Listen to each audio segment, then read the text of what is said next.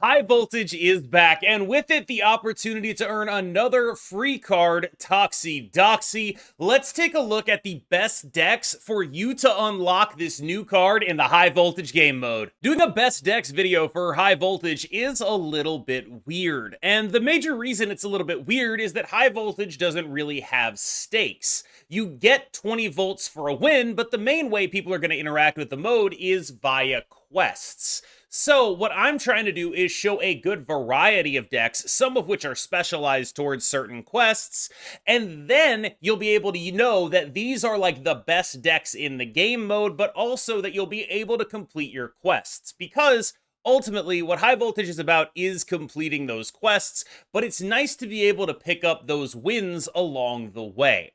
And furthermore, this should serve as a sort of metagame overview because the decks we're going to cover are very likely to be the decks that you're going to be seeing a lot of in High Voltage. So knowing what they're able to do, knowing their ranges can help you get those 20 volts, can help you get those win all 3 locations quests, which are so tough in this game mode. So let's get started with this one, which is the classic version of Tempo. Now, most of what High Voltage is similar to the last time we did High Voltage, but there have been a couple of metagamey adjustments, and this deck really shows them. Claw and Ultron have come into vogue. These cards are much better in a world where people are relatively lower on energy. This deck is much better in a world where people are relatively lower on energy. And what I mean by that is that the more cards you are able to play, the less good Ultron is going to be. Last time we did High Voltage, one of the better decks in the game was a Patriot list that was in large part good due to Ultron, due to the fact that it was maximizing all of the spaces on the board, at least in some way, thanks to this card. Now, the Tempo decks have picked it up, and they have also brought in Claw as a yet another way of making up for the potential downside of something like an Ebony Maw. What this means is that Ultron and Claw have entered the basic High Voltage Tempo deck, and they show no signs of leaving. Because there are only 3 turns, you are likely going to have empty spaces on the board, making Ultron and Claw just very solid. These are extremely useful cards in the context of what this game mode has become about. And they are, generally speaking, very solid additions to what was already a deck composed of mostly good cards. I think that when you look at a game mode like this, it's easy to say, oh, nothing changed, the ban list is the same, but metagame adjustments have happened, and the largest one is the widespread adoption of Ultron. Because of that, there's a decent amount of equity in just trying to be the best Ultron deck, and trying to make sure that your Ultrons are bigger and better than what your opponent is able to put on the board. This is a deck that has Patriot, it's a deck that has Blue Marvel, it's a deck that has Skaar, and that means that the more people are playing Ultron, the better off you're going to be, because you should be able to really punish your opponents and just put out a vast amount of power across the remaining spaces on the board. Now, it's not a perfect system, but we do have a lot of cards that are very good rate per space, which is something that you have to start thinking about in the context of being an Ultron deck. A Skaar is going to be a pretty good rate per space as long as it's hitting enough 1-drops. A Blue Marvel is excellent rate per space, again, as long as you're filling up the board. Something like Dazzler, excellent rate per space. Of course, Ebony Maw, great rate per space. And what this deck is asking you to do is, rather than think about the rate per energy or how many points you're getting per energy spent, it's asking you to think about how many points you're getting per space on the board. That's the rate per space. And because you're so often able to fill up everything, because it's not just an Ultron deck, it's also a Shauna deck, you end up in a very good spot a lot of the time, able to contest all 3 locations very powerfully, and that is a recipe towards getting those 20 volts for a win. But this is also a deck that sometimes will be able to just randomly win you those win all 3 locations against lower powered decks. However, it's not particularly likely. The more games I played with this, the more it became clear that there were very often 2 locations that I was very confident in, and then one location where they just played a couple big guys and we didn't necessarily have the ability to get over, say, a Red Hulk and a Magneto.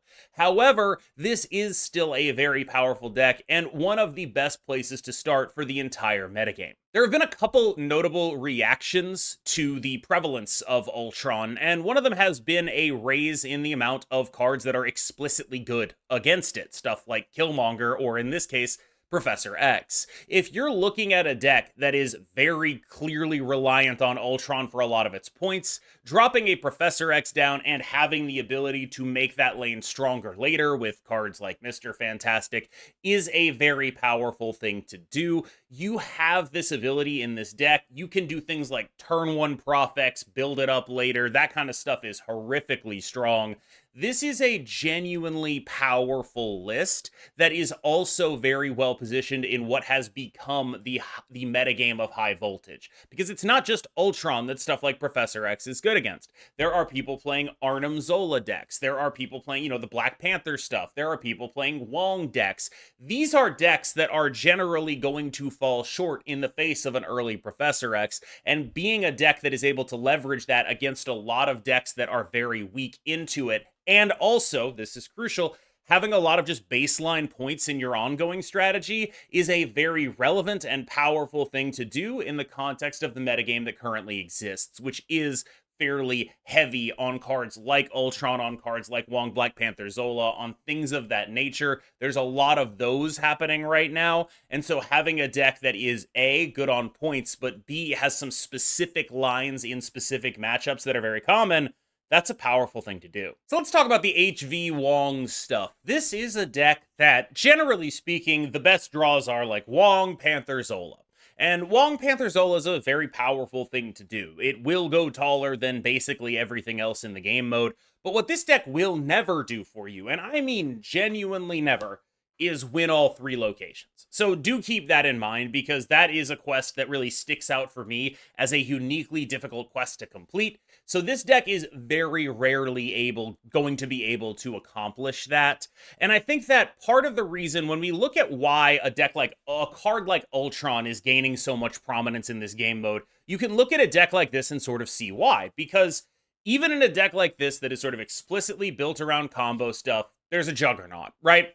And much like how Thanos gained prominence in the main Marvel Snap game mode as a way to fill up the entire board and make cards like Juggernaut be less relevant, this is another deck that is doing very much the same thing. If you're playing against an Ultron deck, your Juggernaut is going to be useless, right?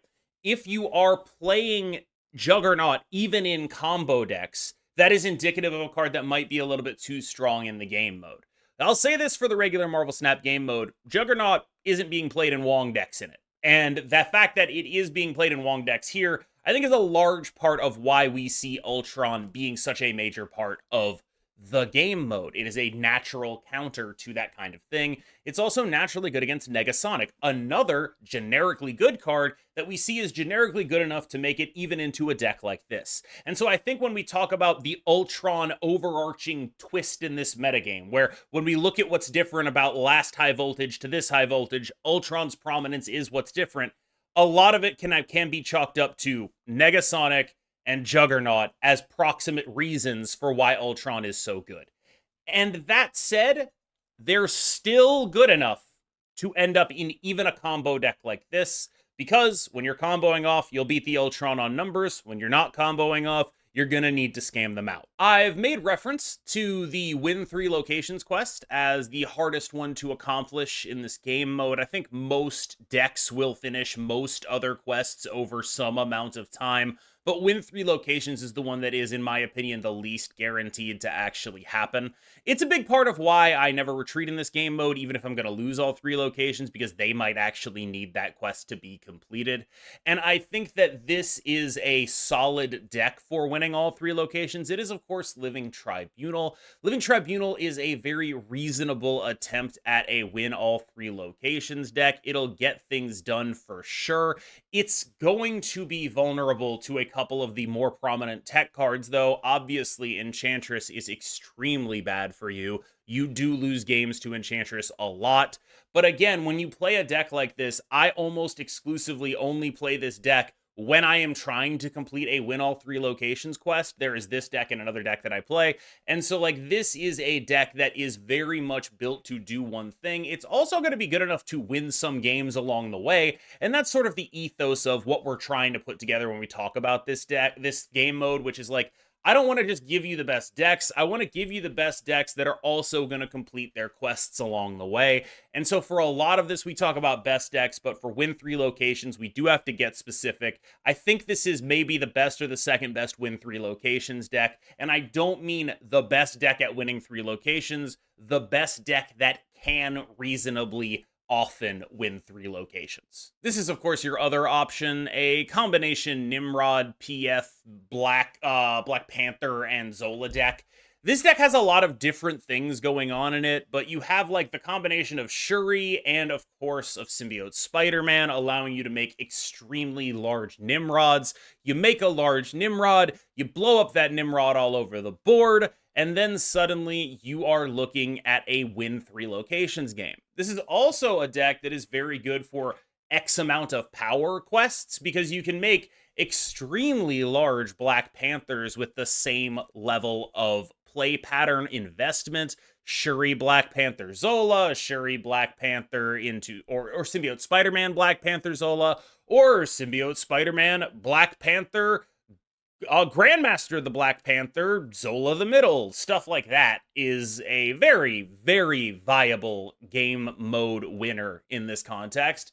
There is also one little note here, though. This deck gets way better when you start with 4 or 5 energy compared to starting with any less than that. There is a large gap between the games in which you're able to get, you know, Symbiote Spider-Man or Shuri very early versus the games when that is not happening. You can sort of make it up if you get enough energy on the final turn. Like, if you are able to somehow put together your play lines in a way that makes sense, you can make it up, but it is much better when you get big energy expenditures here. This is a deck that is able to do more points than nearly anything, and because of that, it is a deck that really wants to see the big number of energy early in the game. Another minor reaction to Ultron becoming such a prominent piece of this metagame is that people are playing a little bit more Silver Surfer with Killmonger in it, and Killmonger is obviously extremely strong against any deck playing Ultron, but even stronger against, say, the Zoo decks playing Ultron. Those Zoo decks, and really most Ultron tempo decks, are going to be a lot better at taking priority than you are, so you're going to be able to get that guaranteed boom, boom Killmonger a lot. One of the interesting things about this iteration of High Voltage is that the card it seems like Ultron has mostly replaced is actually Alioth, which would be really good against this, or at least pretty decent against this. This is a pretty metagamed list, but it has been performing well for me. It is a fun deck to play, and your power output is not bad, and you maintain, again, a very powerful answer to Ultron-type stuff. You are, on the other hand, going to be a lot weaker into ongoing type stuff. And I think that when you talk about this deck versus the ongoing Professor X deck as a method of countering the Ultron decks, I think the ongoing Professor X deck has a higher point ceiling. Of course, it is also weaker into ongoing stuff, but there is something to be said for trying a version of this, which is just, I'm going to be doing strong stuff, but not overwhelmingly strong. I'm going to have Killmonger for Ultron, and I'm going to generally just play my entire hand in most of the games that I play. One situation in which you might want to avoid this is when you have like a 4+ quest, so they're like play things that cost 4 or more, play things that cost 5, play things that cost 6. Those quests are fairly common, and this deck is not very good at accomplishing them. One thing I find really funny about the Skaar archetype is that there's so little variance in it that you just kind of play the ladder mode even in High Voltage. Like, it's the same deck. You just have more things. It's a very weird kind of deck building puzzle when it comes to this, but ultimately the premise of this deck in High Voltage is actually the same as the premise of it on Live, which is you are a deck that has built-in Enchantress, and in a game mode where there are plenty of ongoing abilities happening pretty consistently, whether they be Khazar and Blue Marvel, or Patriot, or things like Iron Man. There are a lot of different ongoings showing up, and just having a built-in Enchantress that you naturally want to put in the deck, to the point that it barely even counts as a tech slot, because you're really using it to get rid of the downside rather than anything else. It's like a bigger 0 a lot of the time. So this is a deck that gets to free roll Enchantress effectively, and that is a valuable thing to be, both in normal Marvel Snap and in High Voltage. It is remarkable to me just how little this deck changes across those game modes. It's basically the exact same thing. You have a lot of points, you have an Enchantress, you play a lot of points, you play an Enchantress, and that is usually pretty decent enough. Wanted to talk a little bit about Toxie Doxie. This is a card that I am not particularly excited for. I do think that it's being mildly underrated. I think that there's a world in which this is supposed to be the kind of thing that goes into a deck that maybe wants to be playing Misery, but the problem with playing this in your Misery deck, and I think this is a real problem, is that it is not going to be good on your turn 5 Miseries, and that removes a lot of the flexibility of Misery. When I first saw this, I thought maybe this could be the second The Hood that deck really needs. But it can't be that, because one of the major flex spots that allows the Hood to succeed is that, oh, you've done nothing the entire game with this card. It's fine. You play Hood Misery on 5, you make an 8 power guy, and you generate 2 6s in your hands. This card doesn't have that ability, and that's by virtue both of it being 2 cost, but also of what the text that it says on it says, which is that the cards that it hits can't be played the next turn. And I think that this card ends up pretty far from actually hitting in those decks. It's good in a very specific scenario, which is like, I'm playing the Hood, I'm playing Toxie Doxie, I Misery that on 4, then you're actually really outputting a pretty decent amount of power. The problem is you don't even really want to be doing that a lot of the time in, say, the Misery Hood list that plays Frigga V-Hand, because if it hits either Frigga or V-Hand, that's really bad for you, and your best turn 5 is Frigga V-Hand, so it can take you off of your elite turn 5s, even in the world where you do your incredible stuff. I am not super high on this card. Full disclosure, I'm debating right now not finishing High Voltage and instead just picking this card up in the Series 5 pack because it'll be available to me for 2,500 tokens. I have not done any math about that, though. I've done zero math on like whether or not it's more efficient for me to purchase gold, but I will tell you, as a gamer, High Voltage is one of my least favorite game modes, specifically because it requires me to log on all the time.